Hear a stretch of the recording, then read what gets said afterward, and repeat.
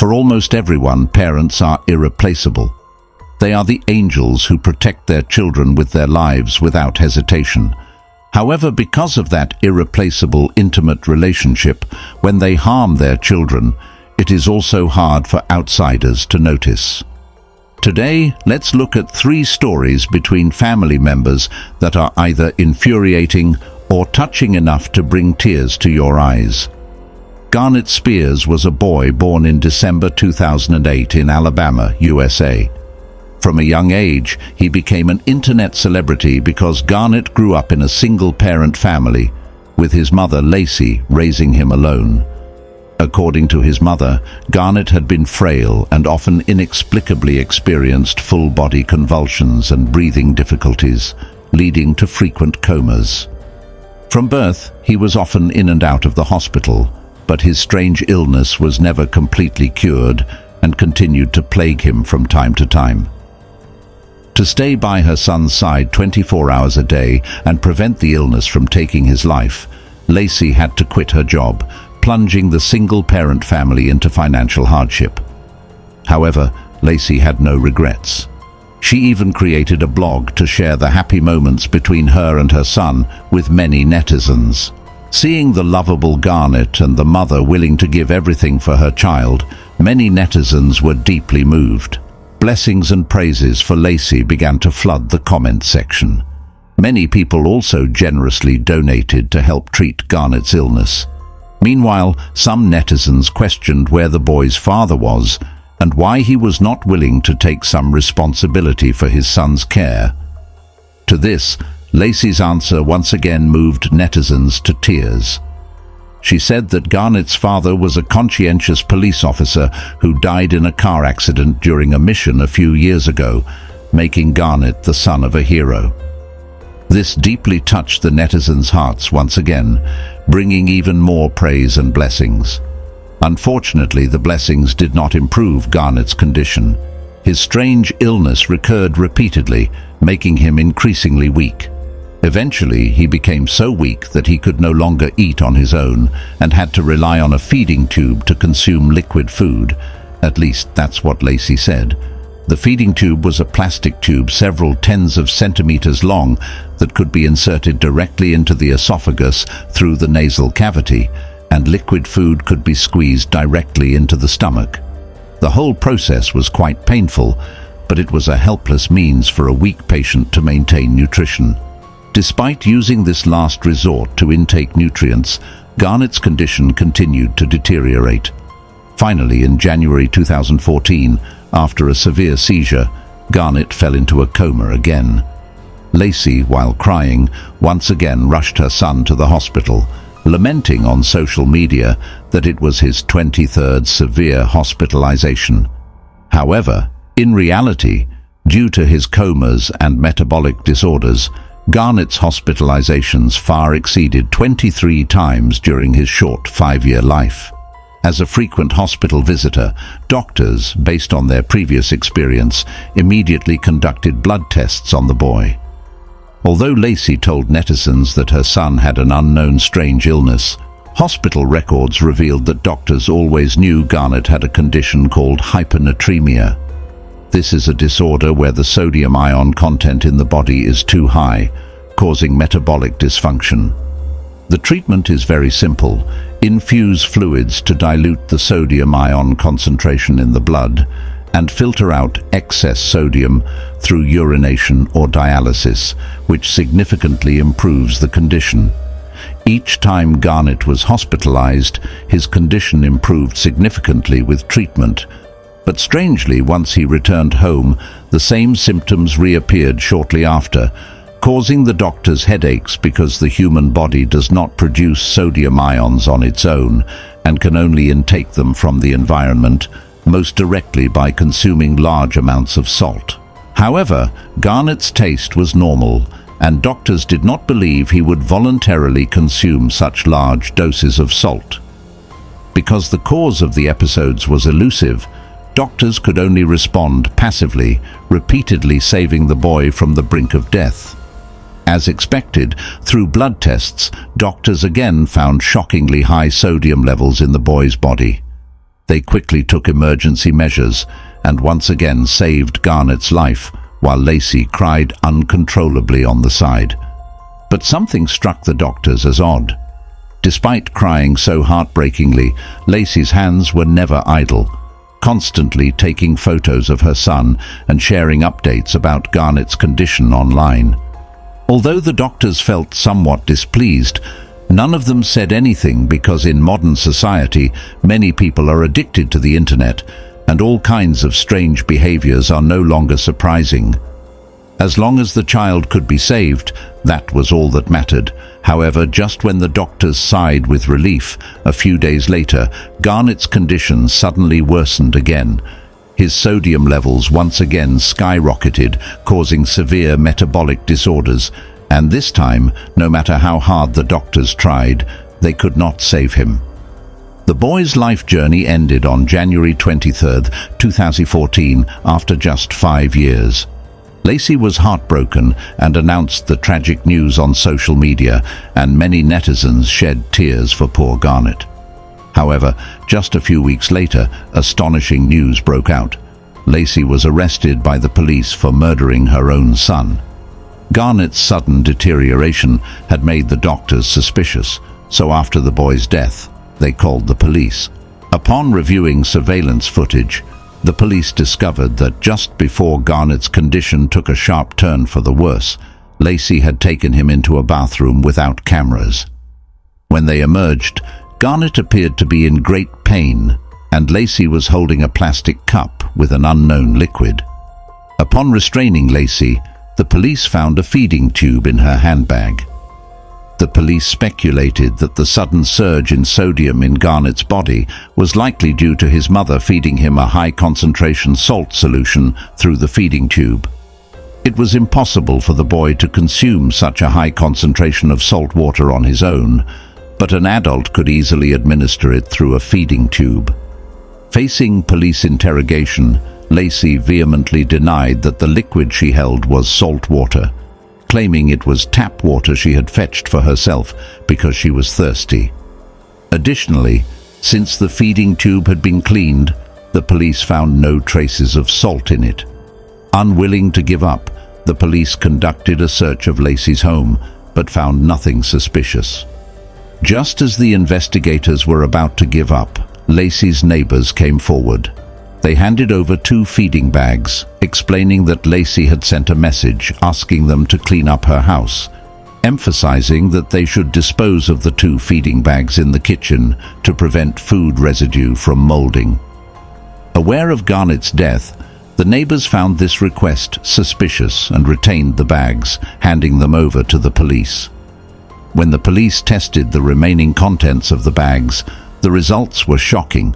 One of the bags contained a salt concentration equivalent to 69 packets of McDonald's salt. It was unimaginable how much salt the bag must have contained when full. This discovery shattered the facade of Lacey's maternal love. Outraged netizens exposed more of Lacey's lies. It turned out that Garnet's father was not a deceased police officer, but a former neighbor. To monopolize her son for attention and fame, Lacey had long refused to let Garnet's father visit his son. Ultimately, Lacey was convicted of second-degree murder and sentenced to life in prison, with the possibility of parole after 20 years, meaning she could be released as early as 2034. The judge explained that the relatively lenient sentence was due to psychological evaluations that diagnosed Lacey with Munchausen syndrome by proxy. This disorder typically affects caregivers, usually mothers, who seek sympathy by lying or inducing illness in their children to satisfy their need for attention. Although Lacey was also a victim of this psychological illness, prison reports indicated that her fellow inmates harbored intense hatred for her and frequently filled her food with excessive salt. In most cases, parents and family members are our most steadfast protectors. In 2015, a 27-year-old man named George Pickering III suddenly suffered a severe stroke and collapsed while watching TV. His family rushed him to the hospital, but he fell into a deep coma. Weeks later, doctors informed his mother and brothers that he had become vegetative and had very little chance of waking up again. They needed to decide when to turn off the life support machines. The doctors also mentioned that George had signed an organ donation agreement, meaning his death could save many other lives. George's mother and brothers soon accepted the doctor's assessment and began filling out forms to authorize the gradual withdrawal of life support. At this point, George's 59-year-old father, George Pickering II, arrived at the hospital. To distinguish between them, we'll refer to the father as Old George and the son as Young George. Old George had divorced his wife many years ago and now lived alone. He had rushed to the hospital as soon as he heard about his son's condition. From the beginning, he told the doctors that his son had epilepsy since childhood and often fell into unconsciousness after seizures, but quickly recovered. He believed this was the same situation, only with a longer period of unconsciousness. However, no one except Old George believed him. Soon, Old George felt that everyone around him had resigned themselves to the belief that his son was going to die. He was at his wits' end and could only drown his sorrows in alcohol every day. One day, when he arrived at the hospital drunk, he was horrified to find that his wife had already signed the documents agreeing to withdraw their son's life support, and the doctors were contacting the organ donation organization. His anger exploded. He questioned the doctors, asking why they had so quickly determined that his son would never wake up, and why they couldn't give him just a little more time. The doctors calmly presented the diagnosis, stating that based on data from various monitoring instruments, there was no doubt that his son was brain dead, and delaying any further would only waste money. Faced with these documents, Old George's resolve softened. He pleaded for just one more day, so he could be certain his son was truly gone. However, the hospital refused, saying that his son's mother had already signed the documents, so they had to proceed immediately. At this, Old George completely lost control. He began shouting angrily in the ward, preventing anyone from approaching his son. Soon, hospital security arrived and forcibly removed him from the ward, banning him from re-entering. Desperate, Old George felt he had no other choice. He ran out of the hospital, went to his car, grabbed a gun, and ran back. The security guards didn't dare stop him this time, so George stormed into the ward again, shouting that anyone who tried to touch his son would regret it. Due to his drunken state and his true intention not to harm anyone, he was quickly overpowered and disarmed by the others present. In a moment of quick thinking, George shouted, "Get out! I have another gun!" and put his hand into his pocket. The crowd, believing him, quickly left the room, allowing George to lock the door and declare that he would live and die with his son. With no other options, the people outside the room called the police. The police soon arrived, but no matter how much they tried to persuade George, he wouldn't budge. He said his demand was simple, just give his son one more day. During the standoff, George held his son's hand, lying beside him and calling his name, hoping for any sign of response. He even covered himself and his son with a white sheet, knowing that even if the police broke in, they would hesitate to shoot. The police, unable to find a solution, called for reinforcements, and soon the local SWAT team arrived. By this time, the standoff had lasted for 3 hours. The SWAT team decided to force their way in. With a loud bang, the door was breached, and a robot with tracks entered the ward, using a mechanical arm to lift the sheet covering the father and son. At that moment, George felt his son tightly squeeze his hand. He immediately surrendered, raising his hands. When the police handcuffed him, George excitedly said, "Call the doctors, my son is awake." Everyone turned to look at the hospital bed and saw that young George had indeed opened his eyes. Although he couldn't speak yet, it was clear he had regained consciousness.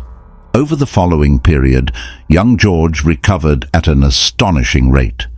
Old George was charged with 2 counts of assault and was sentenced to 10 months in prison.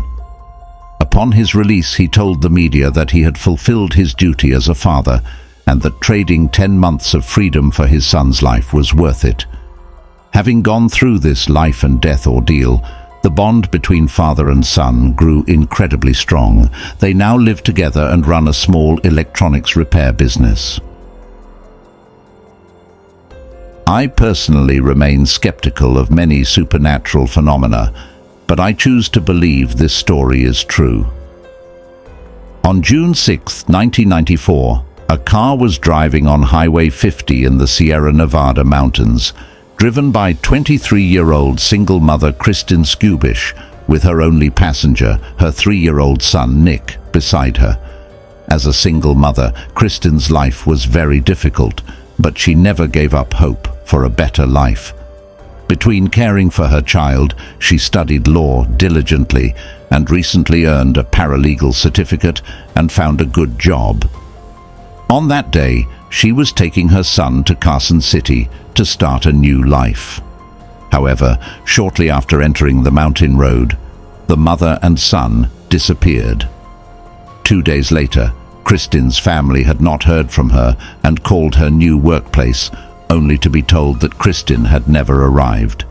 On June 8th, Kristin's family reported her missing to the police, who then launched a search for the mother and son. Despite eyewitness reports of seeing them enter the mountains, there were no valuable clues. Staring at the long mountain road, the police felt that the hope of finding Kristin and Nick was very slim.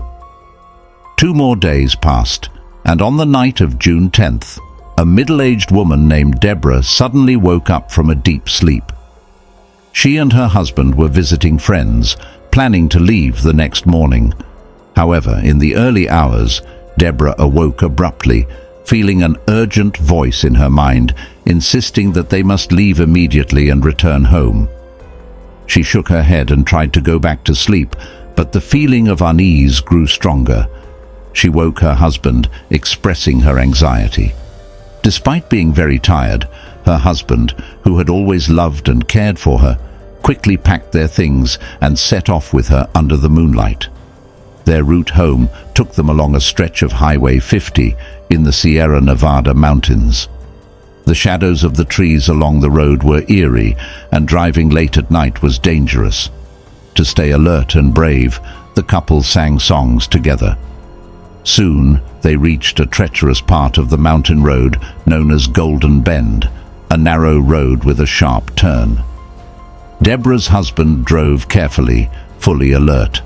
Suddenly, Deborah screamed, claiming she saw a naked woman lying by the roadside. Her husband, however, saw nothing. He asked if they should turn back to check, but Deborah, terrified, insisted that it might be a trap set by robbers and that unarmed civilians like them should not investigate. After descending the mountain, they found a public phone and called the police. 2 officers arrived quickly, and Deborah and her husband led them to the spot where she had seen the woman. Too scared to get close, Deborah and her husband pointed the officers to Golden Bend from a distance. The police searched the area with flashlights but found nothing unusual. They suggested that Deborah might have been mistaken and left after thanking the couple for their report. The 2 police officers returned to the station to write their report, just as the sun was rising. Deputy Rich, starting his shift, overheard his colleagues discussing the strange incident. He immediately thought of the recent case of Kristin and her 3-year-old son Nick, who had gone missing on Highway 50 a few days earlier. Rich decided to reinvestigate the area in the daylight, hoping to find more clues. Arriving at Golden Bend, Rich found nothing unusual on the road, but discovered a child's shoe in the grass by the roadside. Following a trail of flattened grass, he cautiously descended the slope and found a severely damaged car crashed into a tree. Inside, he saw a woman matching the description of Kristin from the missing persons report and a child in the passenger seat. Kristin was cold and stiff, clearly dead for some time. However, When Rich touched the boy's face, he felt warmth and detected a faint pulse. His heart raced with hope as he radioed for a rescue helicopter and gave the weak boy some water. Doctors later said that Nick, only 3 years old, had miraculously survived alone in the woods for 5 days and would have died within an hour or two if not found. Thanks to careful treatment, Nick recovered. Initially, the police believed that on June 6th, around 2 a.m., Kristin had fallen asleep at the wheel, causing the car to crash. They thought she had briefly regained consciousness days later, climbed the slope for help, and returned to the car before succumbing to her injuries. However, the coroner's report contradicted this theory, confirming that Kristin had died instantly in the crash. Moreover, Deborah insisted the woman she saw was naked, while Kristin was fully clothed when found. Thus, it couldn't have been Kristin that Deborah saw. This mystery led many to believe that Kristin's spirit, motivated by her selfless love for her son, had become Nick's guardian angel, appearing to Deborah in a dream and then as a vision by the roadside to save her son. Thank you for watching today's episode. We appreciate your continuous support and encouragement. See you in our next video.